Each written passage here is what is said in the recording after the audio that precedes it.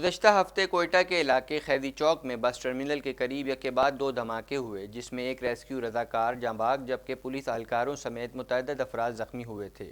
دوستوں اور اہل خانہ کے مطابق شہید ریسکیو اہلکار عوام کی خدمت کے جذبے سے ہر وقت سرشار رہتا تھا۔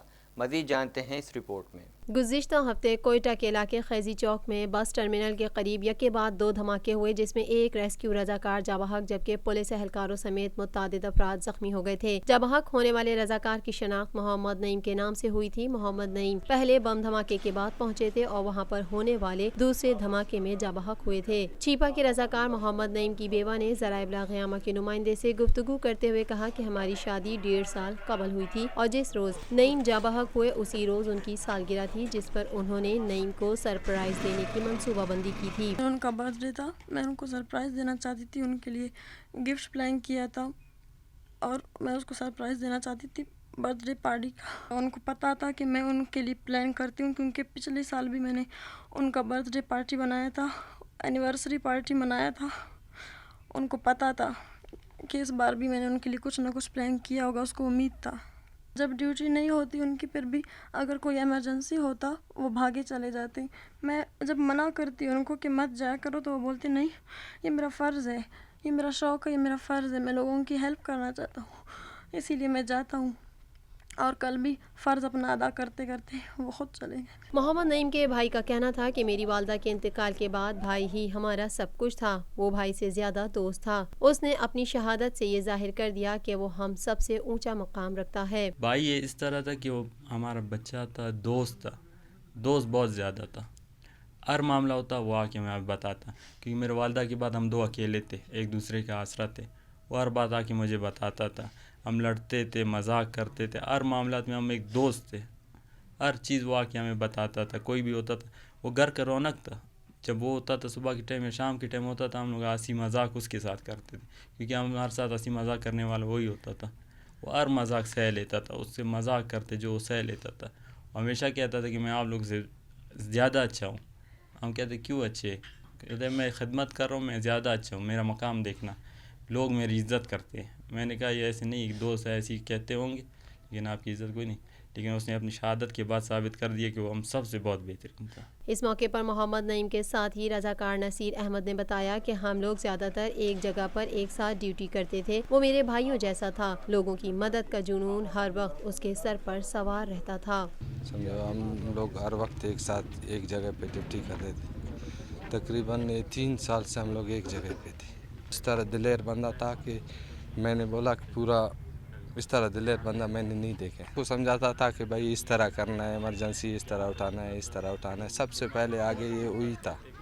سمجھے جدھر بھی ایمرجنسی ہو جاتا تھا سب سے پہلے یہ پہنچتا تھا، مطلب ٹارگٹ کلنگ ہو گیا یا روڈ ایکسیڈنٹ کی بلاسٹ وغیرہ ہو گیا، اسی میں سب سے پہلے سب سے آگے یہی تھا۔ ٹورنٹو کی ایک کمیٹی شہر میں ای اسکوٹر کے وسیع پیمانے پر استعمال کے منصوبے کو معطل کرنے کی تجویز دے رہی ہے، جب تک کہ صوبائی حکومت اس حوالے سے ضوابط پر عمل درآمد نہ کرائے۔ مزید جانتے ہیں اس رپورٹ میں۔ ٹورنٹو کی ایک کمیٹی شہر میں ای اسکوٹر کے وسیع پیمانے پر استعمال کے منصوبے کو معطل کرنے کی تجویز دے رہی ہے، جب تک کہ صوبائی حکومت اس حوالے سے ضوابط پر عمل درآمد نہ کرائے۔ انفراسٹرکچر اینڈ انوائرنمنٹ کمیٹی کی جانب سے پیش کی گئی تحریک اگر سٹی کونسل میں منظور ہو جاتی ہے تو سرکاری افسر راہداریوں، بائک اسٹینڈرز اور عوامی املاک پر پارک کی گئی ای اسکوٹر کو ضبط کر سکیں گے۔ ٹورنٹو کے کونسلر جیمز پاسٹرنیک کا کہنا تھا کہ ان قواعد کے تحت ڈاک لیس اسکوٹر شیئرنگ کمپنیز بلاک ہو جائیں گی، جن میں چھوٹے پیمانے پر کام کرنے والی کمپنیز شامل ہیں، جس کی مثال ڈسٹلری ضلع میں نجی املاک پر چلنے والا ایک ٹیسٹ پروجیکٹ ہے۔ کمیٹی کی جانب سے کہا گیا ہے کہ ہم ایک ایسا فریم ورک بنانا چاہتے ہیں جس سے ٹورنٹو میں ای اسکوٹر کا استعمال قانونی بنایا جا سکے۔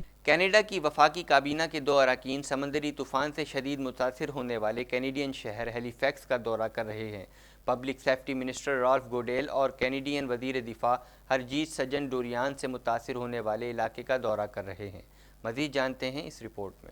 کینیڈا کی وفاقی کابینہ کے 2 اراکین سمندری طوفان سے شدید متاثر ہونے والے کینیڈین شہر ہیلی فیکس کا دورہ کر رہے ہیں۔ پبلک سیفٹی منسٹر راس گوڈیل اور کینیڈین وزیر دفاع ہرجیت سجن ڈوریان سے متاثر ہونے والے علاقے کا دورہ کر رہے ہیں۔ نیو برنسوک کے CFB گیج ٹاؤن کے سینکڑوں فوجیں ہیلی فیکس میں موجود ہیں، ان میں سے بہت سے گرنے والے درختوں کو ہٹا رہے ہیں اور بجلی کی لائنوں کو صاف کر رہے ہیں۔ کیوبک، آنٹیریو، فلوریڈا اور مین کے عملے کے ہمراہ نووا اسکوچیا، نیو برنسوک اور PEI کا عملہ 1,25,000 سے زائد گھروں اور کاروباری اداروں میں بجلی کی بحالی کے لیے کام کر رہا ہے۔ نووا اسکوچیا اور پرنس ایڈورڈ آئی لینڈ میں بہت سے اسکول بند ہیں، جبکہ حکام کی جانب سے لوگوں کو گھروں سے غیر ضروری طور پر نکلنے سے بھی منع کیا جا رہا ہے، جبکہ عملے سے تعاون کی بھی اپیل کی جا رہی ہے۔ بیانکا نہ صرف 19 سال کی عمر میں ہی گرینڈ سلیم سنگلز ٹائٹل جیتنے والی کینیڈا کی پہلی ٹینس اسٹار کھلاڑی بنی، بلکہ انہوں نے نیو یارک سٹی میں ایک بڑے ہجوم کے سامنے یہ کام اب تک کی سب سے بڑی خاتون کھلاڑی کو شکست دے کر کیا۔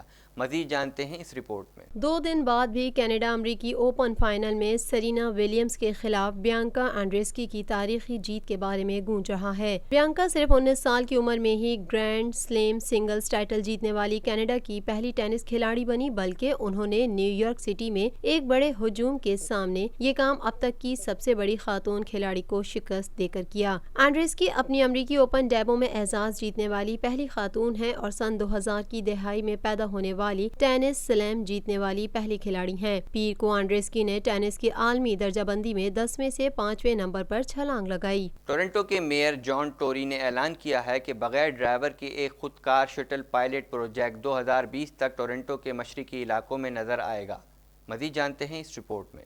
ٹورنٹو کے میئر جان ٹوری نے اعلان کیا ہے کہ بغیر ڈرائیور کے ایک خودکار شٹل پائلٹ پروجیکٹ 2020 تک ٹورنٹو کے مشرقی علاقوں میں نظر آئے گا۔ یہ منصوبہ میٹرو لنکس اور ٹورنٹو ٹرانزٹ کمیشن کی شراکت میں سکاربورو میں واقع ویسٹ روڈ سے راج ہل GO اسٹیشن کے گو اسٹیشن تک سواروں کو لے جائے گا۔ ٹوری نے کہا کہ ٹورنٹو غیر معمولی شرح سے بڑھ رہا ہے اور اس نمو کے ساتھ ہمیں راہداری پر توجہ دینی ہوگی۔ انہوں نے مزید کہا کہ خودکار شٹل کا منصوبہ شہریوں کو شہر میں نقل و حمل کے دوسرے اختیارات تک رسائی حاصل کرنے میں مدد دے گا اور زیادہ سے زیادہ لوگوں کو ہمارے ٹرانزٹ سسٹم کو استعمال کرنے کی ترغیب دے گا۔ خودکار طریقے سے چلنے والے شٹل میں عام طور پر 8 سے 12 مسافروں کو بٹھانے کی گنجائش ہوتی ہے، جبکہ یہ کم ٹریفک والے علاقوں میں کم رفتار سے سفر کرنے کے لیے بنائے گئے ہیں۔ ان گاڑیوں میں آن بورڈ ڈرائیور کی ضرورت نہیں ہوتی ہے، تاہم اس میں ایک رکن ہوگا جو ہر وقت گاڑی کے ساتھ رہے گا۔ جان ٹوری نے یہ اعلان 2019 میں نیشنل ایسوسی ایشن of city transportation officials designing city conference کے دوران کیا۔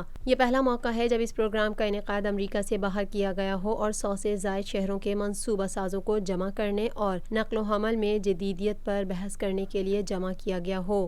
امریکی صدر ڈونلڈ ٹرمپ کا کہنا ہے کہ 18 سال سے جاری جنگ کے خاتمے کے لیے طالبان سے ہونے والی بات چیت مکمل طور پر ختم ہو چکی ہے۔ مزید حوالہ اس رپورٹ میں۔ امریکی صدر ڈونلڈ ٹرمپ کا کہنا ہے کہ 18 سال سے جاری جنگ کے خاتمے کے لیے طالبان سے ہونے والی بات چیت مکمل طور پر ختم ہو چکی ہے۔ تفصیلات کے مطابق امریکی صدر ڈونلڈ ٹرمپ نے وائٹ ہاؤس میں صحافیوں سے بات چیت کرتے ہوئے کہا کہ جہاں تک میرا تعلق ہے یہ مذاکرات ختم ہو چکے ہیں۔ امریکی صدر کا کہنا تھا کہ ہماری میٹنگ کیمپ ڈیوڈ میں طالبان رہنماؤں سے ہونے والی خفیہ ملاقات طے شدہ تھی۔ میٹنگ بلانے کا آئیڈیا بھی میرا تھا اور اس کو منسوخ کرنے کا بھی، یہاں تک میں نے کسی اور سے اس پر تبادلہ خیال نہیں کیا تھا۔ ڈونلڈ ٹرمپ کا کہنا تھا کہ میں نے کیمپ ڈیوڈ میٹنگ کو اس بنیاد پر منسوخ کر دیا کیونکہ طالبان نے کچھ ایسا کیا تھا جو انہیں بالکل نہیں کرنا چاہیے تھا۔ یاد رہے کہ 2 روز قبل امریکی صدر ڈونلڈ ٹرمپ نے طالبان کے ساتھ امن مذاکرات منسوخ کر دیے تھے۔ انہوں نے یہ اعلان سماجی رابطے کی ویب سائٹ ٹویٹر پر کیا تھا۔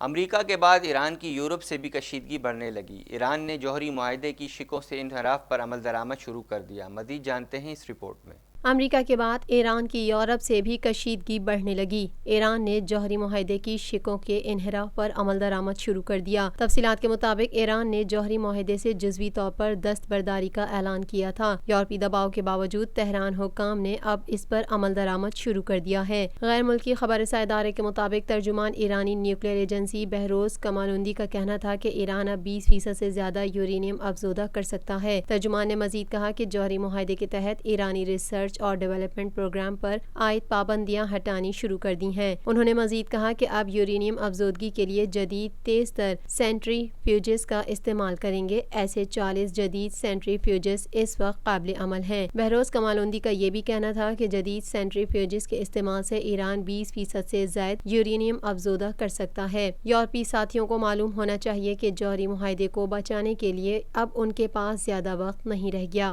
اب تک کے لیے فی الحال اتنا ہی۔ مزید خبروں اور اپڈیٹس کے لیے دیکھتے رہیے TNN TV۔